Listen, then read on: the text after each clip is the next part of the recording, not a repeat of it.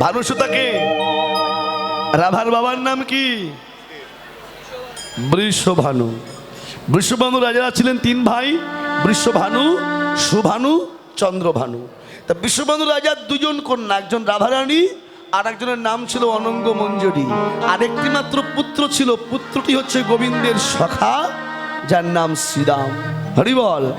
আর সুভানুর একটাই মাত্র ছেলে, যার নাম ছিল গোবিন্দের মরমের সখা সুবল। হ্যাঁ, আর চন্দ্রভানুর একটাই মাত্র কন্যা, যার নাম ছিল চন্দ্রাবলী। এরা আপন কাকাতো জ্যাঠাতো ভাই বোন। তা যখনই গোবিন্দ সুবলকে দেখতেন, হরিবল, তখনই রাধার কথা মনে হতো তার। কেন না, সুবলের বদন আর রাধার বদন দেখতে ছিল ঠিক একই রকম। জনিতাই আজও খেলার ছলে ওই সুবলকে দেখে আর গোবিন্দের খেলা ভালো লাগছে না। এই খেলাধুলা ছেড়ে দিয়ে আজকে রাধা কুণ্ডের কিনারে গিয়ে ধুলার পরে গড়াগড়ি দিয়ে রাধা প্রেম আস্বাদন করছে। আর এদিকে শ্রীমতী রাধা রানী আমার, রাধা রানী আমার অট্টালিকার পরে বসি বন থেকে চম্পক ফুল তুলে নিয়ে গোবিন্দ সেবায় দেবে বলে মালা গেথে ললিতার কণ্ঠখানি জড়ায়ে ধরে কেঁদে কেঁদে বলে, সখী রে আমার যে কৃষ্ণবাদিনী ঘর, কৃষ্ণবাদিনী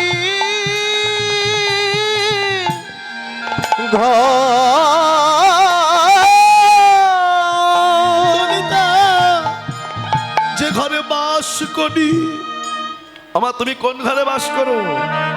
তোমার দোতলা বাড়ি আছে সেই ঘর? আরে ওই ঘর নয়, একটা অন্তরঙ্গ একটা বহিরঙ্গ।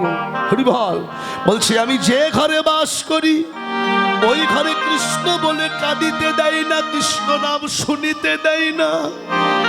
কারা? আমার শাশুড়ি আর নদী। শ্বাস কতবার যায় আসে, ভেতরে যায় আবার বাইরে আসে, কতবার? 21,600 বার। হ্যাঁ, শাশুড়ি আর ঘরে আছে যে নদী। ওগো, এই জগতের নদী নয়, ঘরে যে 9টা নদী আছে, ওই নদীতে গোবিন্দের ভজনে বাদী হয়ে দাঁড়ায়, বাদী হয়ে দাঁড়ায়। সখী রে আমি ঘরে বসে নাম করতে পারি না, আবার বাহিরে গিয়ে যদি কৃষ্ণ বলে ডাকিতে যাই, লোকে আমায় কৃষ্ণ কলঙ্কিনী বলে গালি দেয়, কলঙ্কিনী বলে গালি দেয়। ও ললিতা রে আমার যে ঘরেও জ্বালা,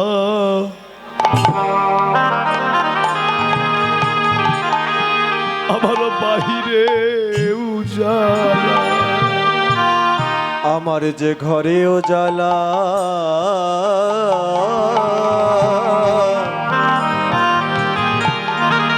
আমার বাহিরে জ্বালা। আমি যে প্রাণ ভরে কৃষ্ণ না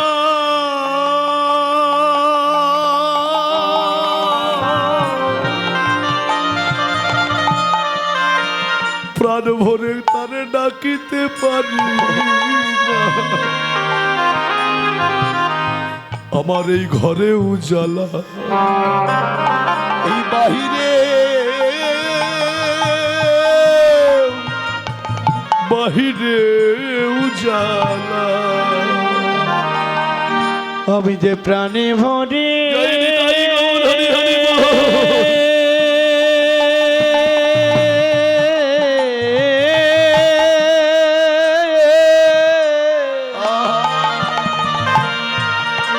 আমি প্রাণে ভরে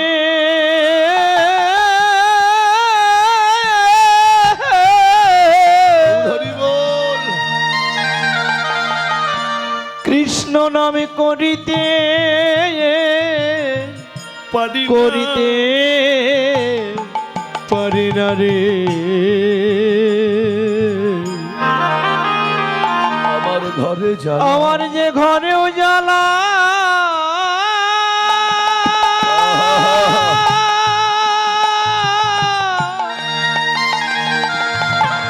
আমার বাহিরে উজালা ও ললিতা রে, আমার ঘরেও জ্বালা, আমার বাহিরেও জ্বালা। সখী, গোবিন্দ সেবার জন্য মালা গেঁথেছি, কি করে গোবিন্দের সেবাই দেব বলতে পারিস? আর ঠিক এমন সময় ওই পাড়ি দিয়ে যাচ্ছিলেন সখীদের মধ্যে অন্যতম সখী, যার নাম ছিল তুলসী। ও তুলসী, ও তুলসী, আরাধিকা রূপসী,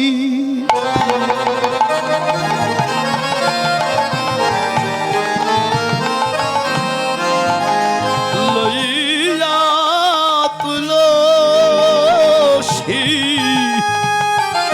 ভোগ কহে মধুর কথা। ও গো রাধিকা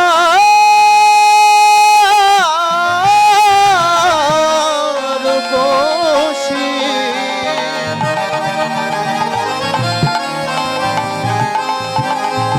ও গো লইয়া তুলসী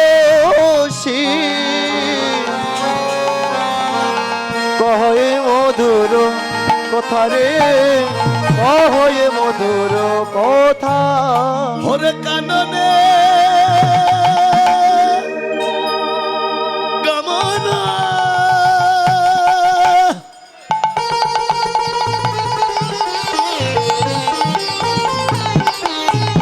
ও গো কন এখন ওরে কাননে সেই গৌর হরিব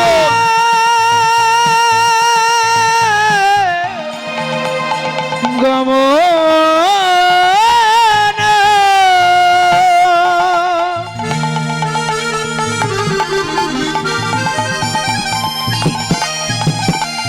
করো এখনো ওই নাগর শেখর যথারে, নাগর শেখর যথা। ওঝা তুলসী আজ কহে মধুর মধুর, ওর মধুর কথা। কহে মধুর মধুর বেশ ও গো মধুর কথা রে। ও যে কথা শুনিলে জুড়াই ও জীবের মনের ব্যথা। ও কহে মধুর মধুর, ওরে কৃষ্ণ কৃষ্ণ কথা। ওরে শুনিলে জোড়া জয় নিতাই গৌর হরি বল।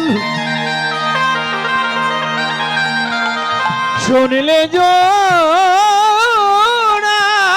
বেশ মনের ব্যথা।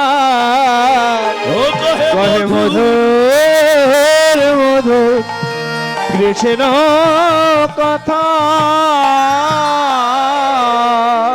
যে কথা শ্রবণ করলে জীবের আধ্যাত্মিক, আদি দৈবিক আর আদি ভৌতিক, এই যে ত্রিতাপ জ্বালা জীবের জুড়িয়ে যায়, যে কথাটি শ্রবণ করলে সেটা হচ্ছে মধুর কৃষ্ণ কথা।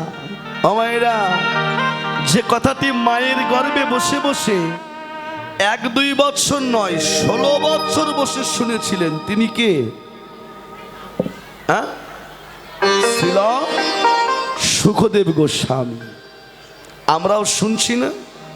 আমরাও মায়ের গর্ভে এই নাম শুনেছিলাম, আজকে আবার সবাই বসে এখনো শুনছি এই কৃষ্ণ কথা। গৌর হরি বল। তাহলে যা শ্রবণ করলে জীবের এই তিতাব জেলা জুড়িয়ে যায়। তুলসী জানা কাননে গমন করো এখনো নাগর শেখর যথা ও যা তুলসী রে ও গো তুলসী রে ওরে যা তুলসী রে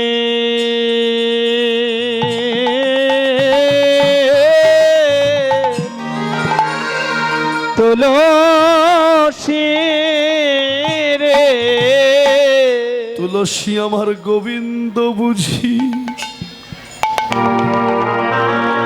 সুখে নাই রে সখী রে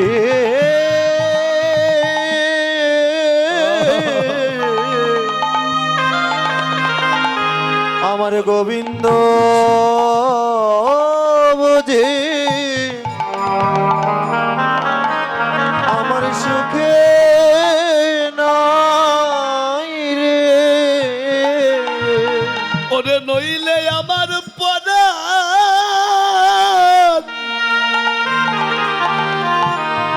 আমার কাঁদবে কেন আমার গোবিন্দ বুঝি সুখে নাই রে নইলে পরাণ জয় নিতাই গৌর হরি বল।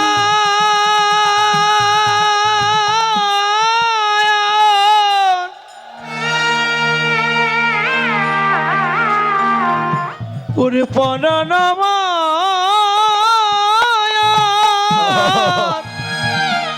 কাঁদিবে কেন আমার গোবিন্দ বুঝিয়ে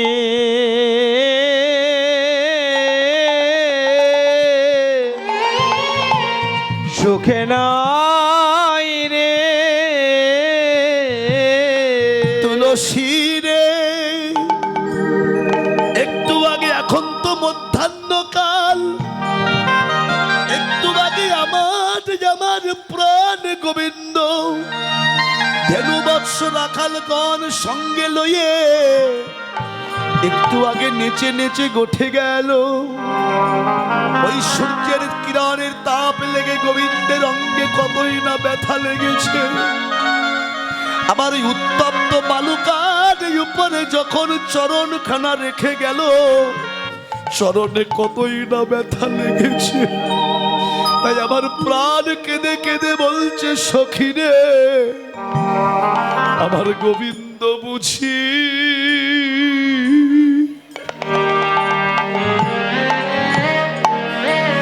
সুখে নাই রে ওরে আমার গোবিন্দ বুঝি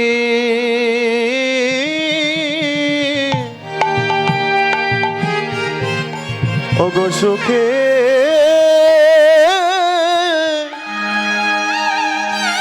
ওগো সুখে নাই রে নইলে পানা নামা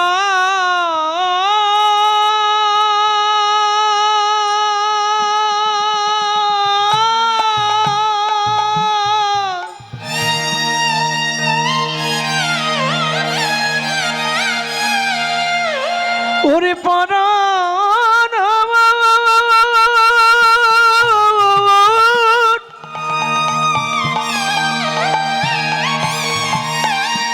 নইলে পরাণ কাঁদিবে কেন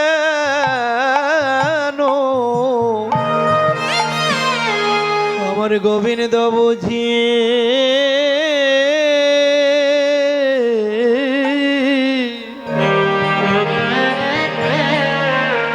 সুখে নাই রে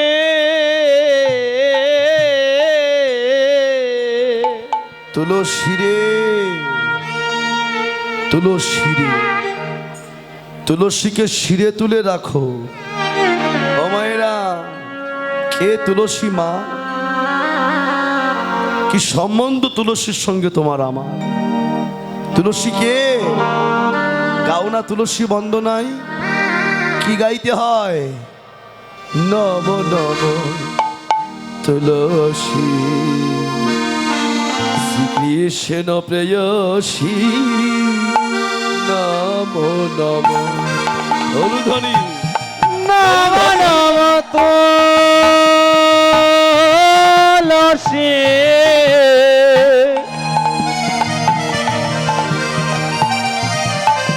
শ্রীকৃষ্ণ প্রেয়সী নম নম নম নম তুলসী শ্রীকৃষ্ণ প্রেয়সী নম নম। রাধা কৃষ্ণের চরণ সেবা, রাধা কৃষ্ণের চরণ সেবা, রাধা কৃষ্ণের চরণ সেবা, আরে এই অভিলাষ ও নম তুলসী শ্রীকৃষ্ণ প্রেয়সী নম নম নম তুলসী শ্রীকৃষ্ণ প্রেয়সী নম নম। তুলসী হলো গোবিন্দের প্রেয়সী। গৌধরী বল, এই জন্য তুলসীর কাঠের মালা, তুলসী পাতার মালা, তুলসীর নাম জপের মালা, এইগুলো সঙ্গে সঙ্গে রাখতে হয়। রাখে না মা? গৌড়ীয় বৈষ্ণব তথা ভক্তবৃন্দগণ এগুলো সঙ্গে রাখেন। কেননা শাস্ত্র কি বলছে জানেন তো রাধে? শাস্ত্র বললেন যে গৃহে নিত্য তুলসী ভজন পূজন হয়, গৃহ মানে তোমার বাড়ি না, হরিবল, এই গৃহে নিত্য তুলসী ভজন পূজন হয়, রাধা সহ প্রাণ গোবিন্দ সেই গৃহের মাঝেই বসবাস করে। গৌর হরিবল। জানি দাই, এই দেখো তুলসীর কৃপা হলে কি হয় রাধে। বহুদিন হয়ে গেছে গোবিন্দের সঙ্গে তুলসীর দেখা হয়নি। বৈকুণ্ঠে বসে ভগবান ডাকছেন, তুলসী ও তুলসী। যখন ডাক দিচ্ছে জানিদাই, তুলসী কিছুক্ষণ পরে উত্তর নিচ্ছে, গোবিন্দ তুমি যে আমায় ডাকছো, কিন্তু আমি তো তোমার কাছে যেতে পারছি না। কেন? বলে যেতে পারছি না কেন? বলে আমি যে শ্মশানে পড়ে আছি। ভগবান বলছেন তুমি থাকো ভক্তের বাড়িতে, বলে শ্মশানে কি করছো? বলে গোবিন্দ আমি যে গৃহে থাকতাম সেই গৃহে তোমার এক একনিষ্ঠ ভক্ত ছিল ভগবান। সে প্রত্যেকদিন সকালবেলা স্নান করে আমার চরণে এসে জল দিত। দেয় না বাবা? অনেক ভক্ত মায়েরা বাবারা আছেন যে তুলসী গাছে স্নান করে এসেই জল দেয়, দেয় না মা? তুলসী বলছে জানো গোবিন্দ, শুধু তাই নয়, আমার কাঠ দিয়ে মালা বানিয়ে গলায় নিয়েছে, কণ্ঠে ধারণ করেছে, আমার কাঠ দিয়ে গুটি গুটি করে জপমালা তৈরি করে সদা সর্বক্ষণ ওই মালায় নাম জপ করত। আবার সন্ধ্যাবেলা আমার তলায় বসে বসে আরতি করে ঘুরে ঘুরে তোমার ওই মধুমাখার নাম আমায় শোনাতো গোবিন্দ। তোমার সেই ভক্ত আজ কিছুদিন হলো ইহকালের মায়া পরিত্যাগ করে সে পরলোক গমন করেছে। ভগবান বলছেন সে না হয় পরলোক গমন করলো, কিন্তু তুমি শ্মশানে কি করছো? তখন তুলসী বলছি গোবিন্দ সে যখন দেহত্যাগ করলো, তার দেহটা নিয়ে এসে তার আত্মীয় পরিজন বন্ধু বান্ধব এই শ্মশান ঘাটে এনে এখানে সমাধি করে ওরা সবাই বাড়ি ফিরে গেছে, আর আমাকে এনে রেখে দিয়ে গেছে তার মাথার কাছে তাকে পাহারা দেওয়ার জন্য। গৌর হরি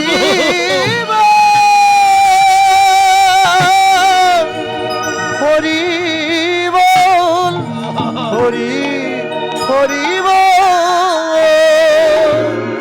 দেয় না মা? মানুষ মারা গেলে যখন সমাধি করে তখন মাথার কাছে একটা তুলসী চারা রোপণ করে আসে। তুলসী বলছি গোবিন্দ, যে কোনোদিন আমাকে সঙ্গ ছাড়া করেনি, সদা সর্বক্ষণ আমার ভজন পূজন করত, আজকে তাকে একা ফেলে রেখে আমি কি করে তোমার কাছে যাব?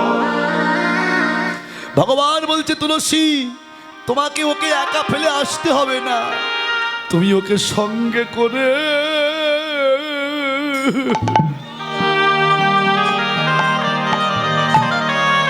আমার চরণে নিয়ে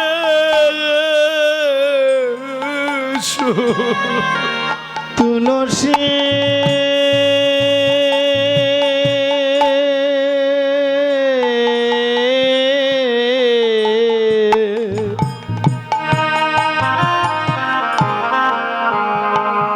তুমি তার সঙ্গে করে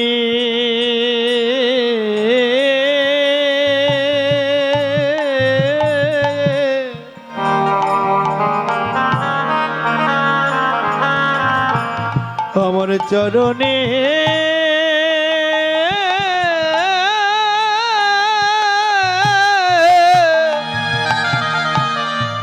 নিয়ে এসো।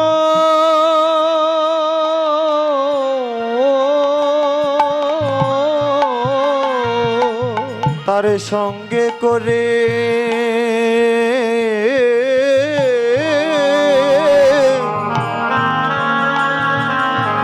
তুমি নিয়ে এসো রে। সেও তো চরণে সেবা,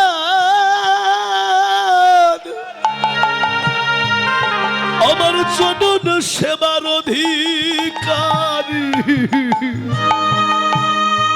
তুলসী রে, তার সঙ্গে করে এই শরণে নিয়ে এসো। সেও তো চরণ সেবা জয় নিতাই গৌর হরি হরি বল।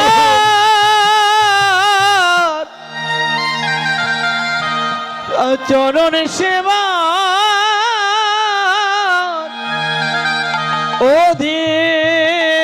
অধিকারে তার সঙ্গে করে চরণে নিয়ে এসো। জনম জনমের মতো আমার চরণের অধিকারী তার সঙ্গে করে চরণে করে নিয়ে এসো। ওরে সে তো চরণ সেবা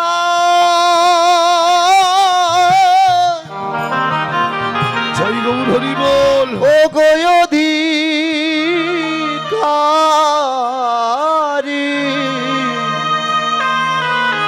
তার সঙ্গে করে